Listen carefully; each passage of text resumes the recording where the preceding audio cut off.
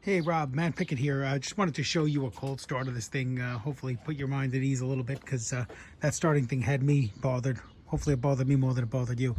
But we're talking, you can see it's totally dry down here. We took a cold start. What are we at? 78, 79 degrees.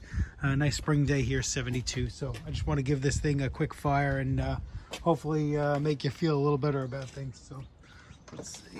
Turn this puppy on. Get some water going.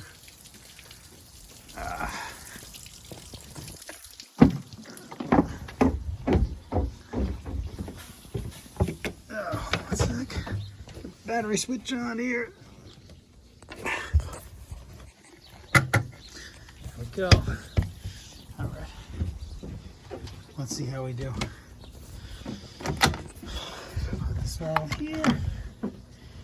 Little throttle and a little choke. Let me see if I can put this somewhere that you can see it while I need extra hands. Does that work? No. Let's try this. Oh, that hurt my head.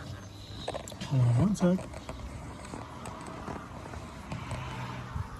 Not make it easy. All right, let's just try it this way.